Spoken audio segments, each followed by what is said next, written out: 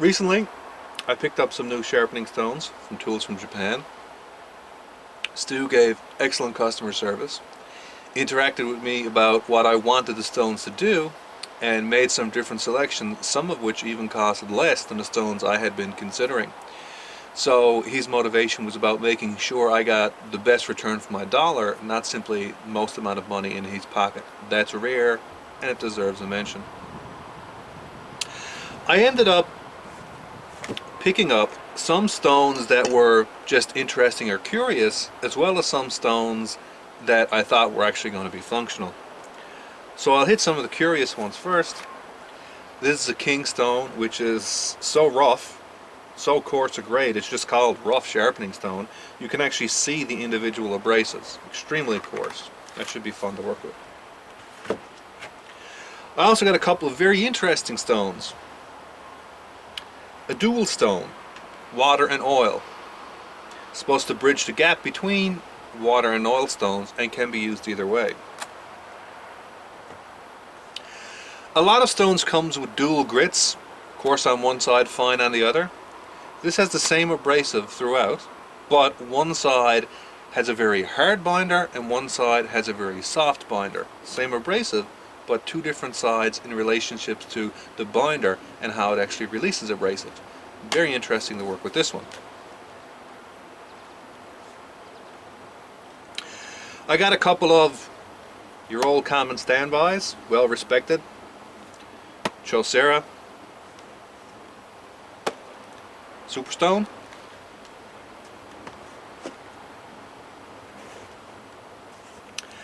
I got a couple of solid workhorse stones. A couple of Sigma Power stones, extremely coarse, medium. And I got a couple of Shaptons, 220 and a 120. The rest of the video is going to be about the Shapton 120.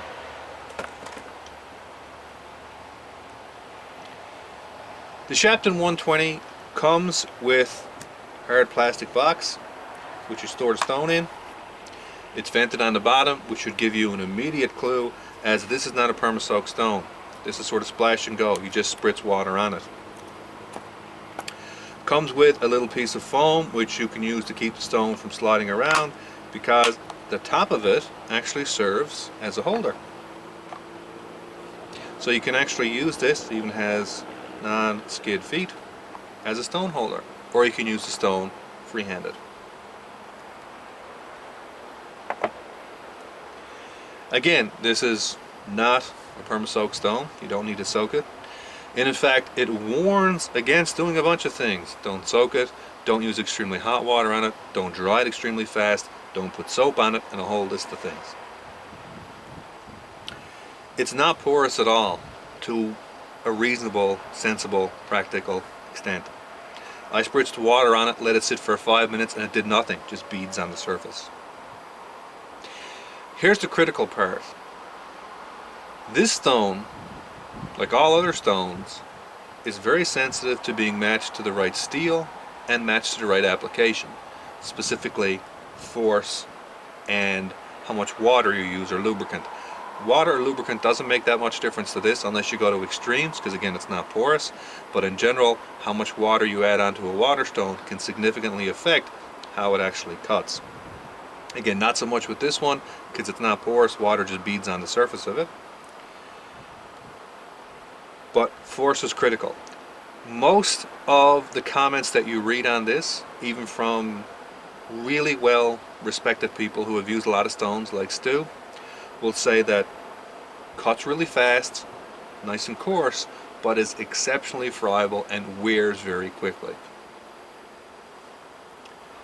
Again, the force that you use is critical, because how much pressure is on the stone is directly related to the cutting speed or friability, or how fast the stone wears. Now, I was doing some grinding on this, which is a Yanagiba, heavily used and abused for almost 20 years. has big pieces knocked out of the edge. When I got it, the tip was also completely cracked off, and these chips were much heavier than they are now.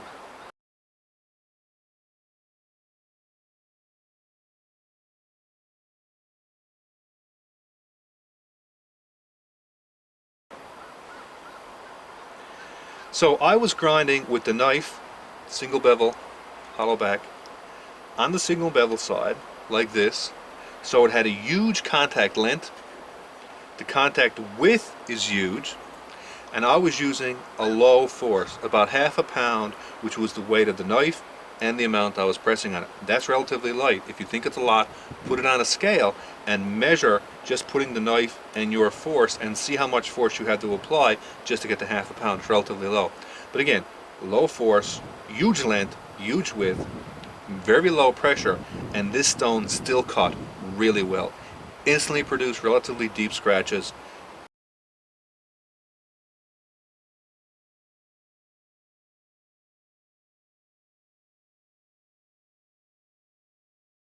Instantly started grinding into the knife. And built up a very dark slurry. And I did 3 rounds of 750 passes, and each round produced a nice little pile of mud.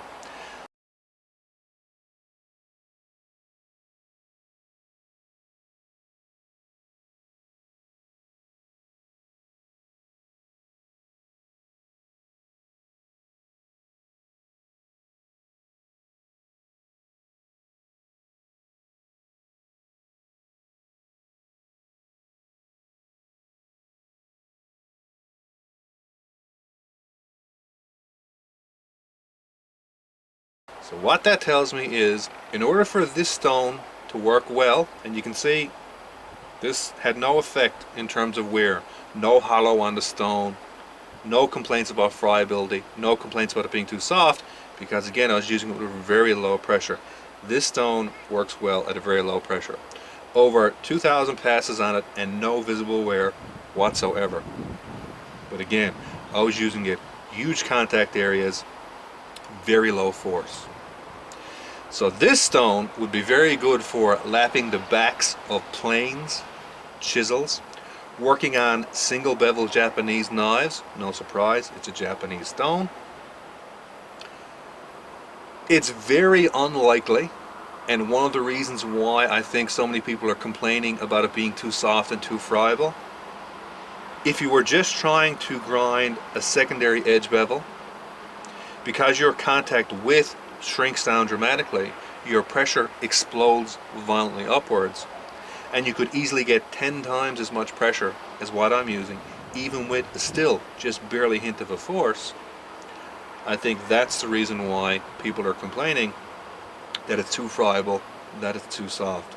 So again, this stone, Shapton 120, works very well. This is a plain carbon steel with very, very low pressure. So that's the key to using this one. And when you do, you get constant, nice, even grind lines, no skipping, no that funky behavior. Very nice cutting speed, very even swarf build-up, no clogging. This is over 2,000 passes into this stone, and all I did was rinse it off, take an old toothbrush, and the back of it, which is what I used, looks identical to the front of it. So no clogging, splash and go, no soaking, just a few spritzes every couple hundred passes. Relatively nice stone. But again, used for wide contact areas. Would be very difficult to use this for secondary bevel use, I think, without causing excessive wear on a stone. And I think that's where a lot of the complaints are coming from, that's where a lot of problems are coming from. And again, I think it's a lack of understanding of the fact that, again, you had to pick the stone suitable for the steel, and you had to pick the stone suitable for the amount of force that you're using. So if you're a person who likes to apply a lot of force when you're sharpening, you need a very hard stone with a very rigorous binder to make sure you don't get too much abrasive released. If you're someone who likes a very light touch, who just likes enough force to control the placement of the blade on the stone, then you will want a much softer stone, because you'll still want the stone to be able to release abrasive as it actually wears. And I'll talk about in some other videos later on about how as well that you need to combine your understanding of that with how various steels work on the stone and the amount of water that you should use as well, because they also influence the amount of wear and the way the stone breaks down. Now this is not actually my stone, which is why I didn't do that much of a detailed involved investigation of it. Just did enough because I wanted to get a feel for it. This is a friend of mine. He was kind enough to let me use it for a while, and I'll be sending it out to him shortly. And he is a woodworker, and it'll be very interesting to hear his experience of this on planes and on chisels, and as well, if he chooses to have a look at it on knives, because I'd be interested if my thoughts on the wear rate and why people are thinking that it's much more friable is because of the low contact area and the explosion and pressure.